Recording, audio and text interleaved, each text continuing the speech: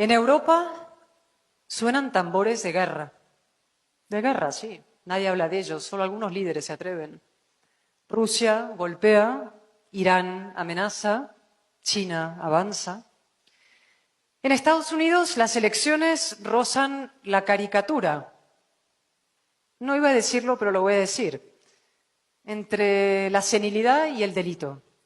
En América Latina los viejos flagelos perduran. El caudillismo, la pobreza, la polarización. ¿Y qué decir de España? Eso daría para otra conferencia. Y sin embargo, yo no consigo desanimarme y ustedes tampoco deben hacerlo. Todo lo contrario. El pesimismo es la coartada de los cobardes. La excusa para no hacer nada, quedarse en casa. Total, topa todo mal, ¿no? Y algo mucho peor. El pesimismo es el mejor aliado del populismo y del autoritarismo. La vida al baño María no existe, y mucho menos la militancia democrática, el patriotismo al baño María. Defender la libertad, denunciar el abuso de poder, combatir el crimen y la corrupción, nada de esto puede hacerse sin un alto grado de resistencia, sin conflicto y sin coste. A veces ese coste supera lo más sagrado. Pienso en mi queridísima amiga María Corina Machado, una heroína en Venezuela. En Alexei Navalny, un mártir en Rusia, asesinado por Putin. En el valiente Zelensky, luchando en Ucrania por la democracia, por la libertad de toda Europa. En las mujeres iraníes, ejecutadas por el simple hecho de quitarse el velo y pasear sus melenas al viento.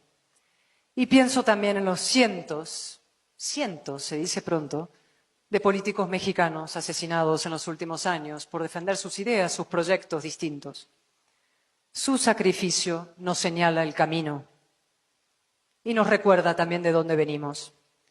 La construcción del orden liberal costó sangre, sudor y lágrimas. Lo saben muy bien los grandes industriales de Querétaro, que son de los más importantes, no solo de México, sino del mundo, ¿no? Las empresas compiten hoy salvajemente para captar talento. Lo que buscan es talento. Pero para poder captar talento, antes tiene que haberlo. Y a este ritmo cada vez habrá menos. Uno de los fenómenos más alucinantes y nocivos de la última década es precisamente la destrucción de la figura del experto. Derribado de su pedestal, como las estatuas de Cristóbal Colón, o de Washington, o de David Hume, la de Churchill la intentaron tumbar también. Lo llamaban racista, Churchill, que acabó con el nazismo. Bueno. El periodista degradado a la condición de tuitero. El parlamentario, yo, convertido en palmero, ¿no? Los que aplauden al grupo. Los científicos homologados a los curanderos. Y en cambio, el influencer erigido en maestro preceptor, ¿no? El instagramer, lo máximo, un oráculo. Y cualquiera elegido presidente del gobierno. Flotamos en la era de la mediocridad. El conocimiento, la experiencia, el mérito, los hechos, la ley, el esfuerzo, los pilares del progreso han sido arrumbados, apartados, como si conformaran un canon caduco, el reaccionario mundo de ayer. México, esta nación admirable, este país formidable, esta potencia económica y cultural impresionante, está siendo tomada por el crimen organizado con la complacencia de quienes deberían defenderla. Abrazos, no balazos. Más bien abrazos a los que dan balazos. El eslogan, como dije entonces, es muy bonito, redondo. El resultado, en cambio, es devastador. Devastador para la democracia y sobre todo para los jóvenes. Miles de jóvenes mexicanos se están matando y muriendo. Miles de jóvenes mexicanos están viendo truncadas sus vidas en los cementerios y en el AMPA. Y esto no es responsabilidad solo de los criminales. También lo es de quienes diseñan y aplican las políticas de seguridad. Para eso estamos los políticos, los gobernantes. Hay dictaduras en las que se vota casi religiosamente. La Rusia de Putin, por ejemplo, la Venezuela de Maduro, la Nicaragua de Ortega. El populista es el burro de Troya de la democracia. Y digo burro porque no vamos a ennoblecerlo con lo del caballo. el burro de Troya de la democracia, que se aprovecha la ignorancia, además. Se disfraza de demócrata para reventar la democracia desde el interior. Convoca elecciones, sí, pero luego hace trampas. Manipula el censo y las encuestas. Compra votos, una paguita por aquí, un subsidio por allí, una ayuda por allá. Hace campaña a favor de sí mismo, de su marioneta, aunque la ley lo prohíba.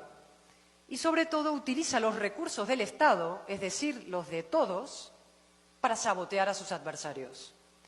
El populista tolera que exista algo llamado oposición, algo llamado Congreso, algo llamado Poder Judicial, pero luego los acosa, los doblega y los anula. En una falsa democracia populista hay contrapoderes, sí, pero son de cartón piedra. Hay jueces, sí, pero sirven al gobierno. Hay un Instituto Electoral Nacional, pero el gobierno lo controla o lo intenta controlar. Hay leyes, sí, pero el gobierno las aplica a conveniencia, látigo para el adversario, impunidad para los amigos. Y también hay periodistas, por supuesto. El populista tiene dos pésimas costumbres. La primera consiste en tratar a los ciudadanos como si fueran niños menores de edad, a los que no se les puede decir la verdad, no vaya a ser que no la entiendan, o peor aún, que sí la entiendan y luego no les voten.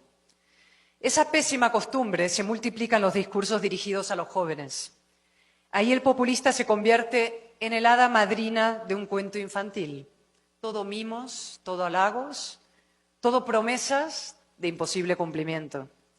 En realidad, más que una hada madrina, el populista es un padrino, a lo Vito Corleone. O por seguir con la metáfora cinematográfica. ¿Se acuerdan del Libro de la Selva? Versión Disney. Hay un personaje. El populista es como la serpiente Kaa, que le canturrea a un hipnotizado Mowgli. Confía en mí, solo en mí. Mientras va enroscándose a su alrededor para devorarlo.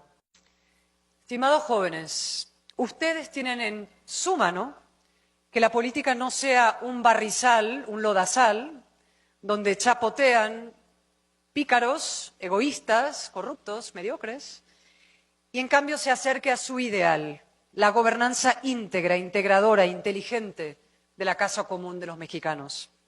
La razón necesita representación y la necesita de forma urgente. Así que despierten, interésense en la política, implíquense en la política, opinen de política, incluso practiquen la política de forma activa o como mínimo pasiva, con la movilización y con el voto.